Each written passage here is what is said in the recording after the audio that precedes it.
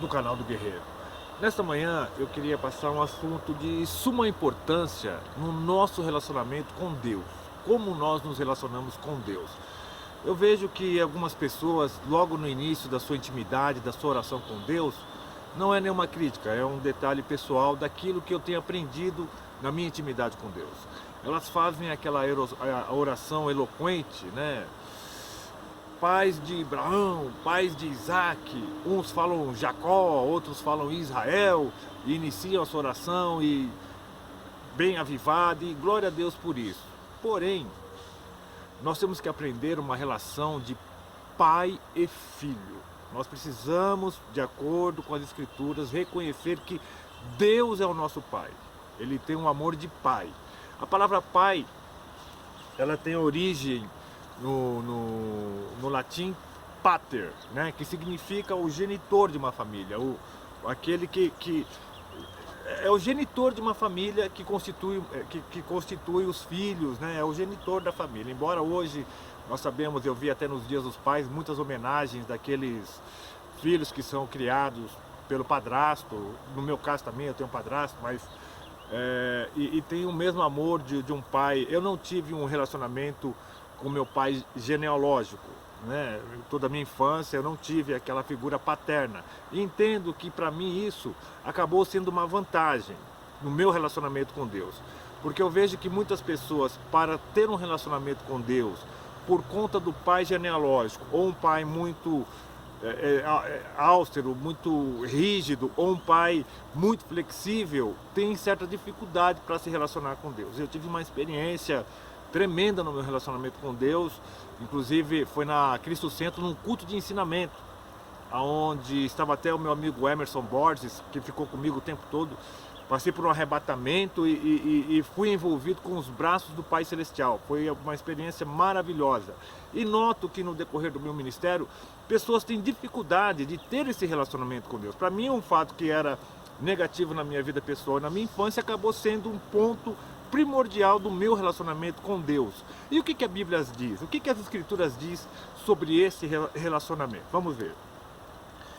No livro do profeta Isaías 64, versículo 8, está escrito: Mas agora, ó Senhor, Tu és nosso Pai, nós o barro, e Tu o nosso oleiro, e todos nós obras das Tuas mãos. Então nós temos Ele como o nosso Pai que está nos moldando, né? E um vaso, ele é preparado para uma determinada função, né? Tem vasos de honra, vasos para desonra, que nós se esforcemos para sermos vasos de honra na mão do Senhor, desse Pai Celestial, né? Eu, na minha oração, eu começo meu Deus e meu Pai, ou meu Pai Celestial.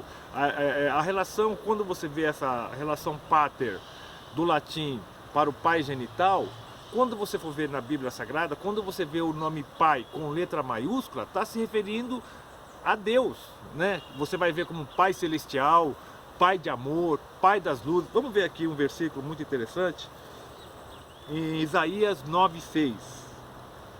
A palavra de Deus nos diz: Porque um menino nos nasceu, um filho se nos deu, e o principado está sobre os seus ombros.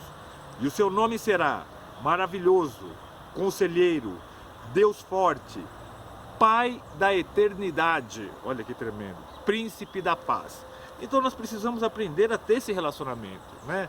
Sabemos, como eu te falei no início desse devocional, a dificuldade, né, que algumas pessoas têm devido à austeridade do pai, ou devido a um pai muito brando, tem dificuldade de se relacionar com Deus como pai, né?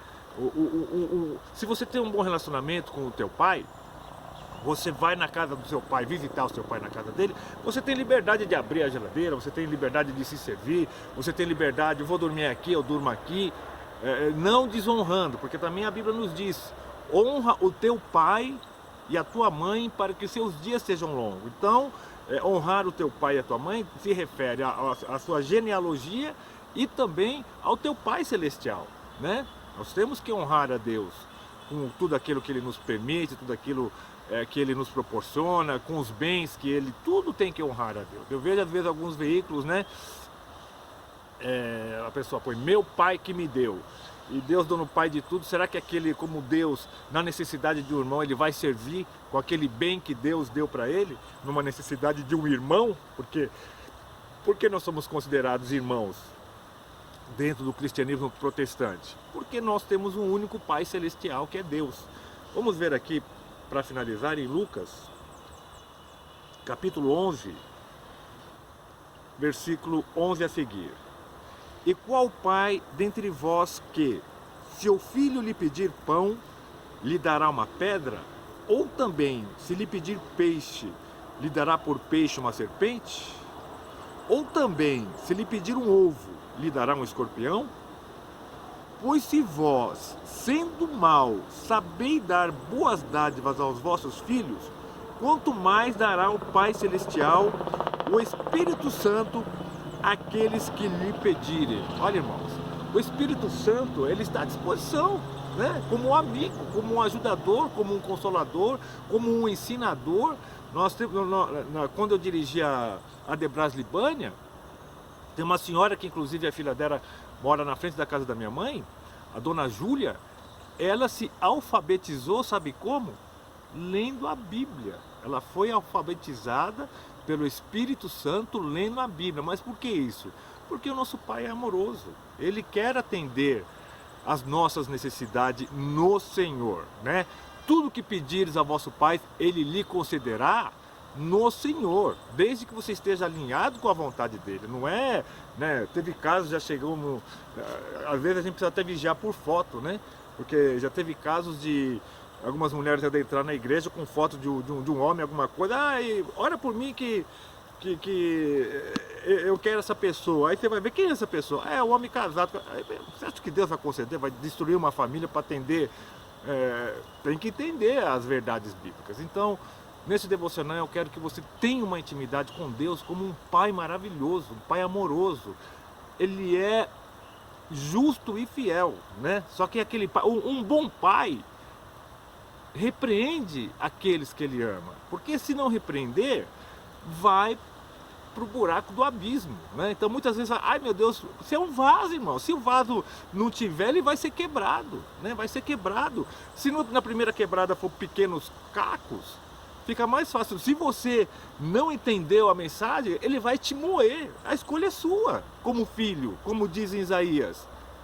Ele é o oleiro, né? Isaías 64, ele é o oleiro, o nosso pai, ele está nos moldando. E se esse vaso trinca pelos intempérios da vida e não consegue reter aquilo que tem para um bom uso, ele vai quebrar e vai fazer de novo. Aqui tem gente que é teimoso, eu sou um deles. Vai sendo quebrado, tem circunstâncias que precisa melhorar e vai quebra, mas eu estou na luta lá, eu não saio da mão do oleiro, amém?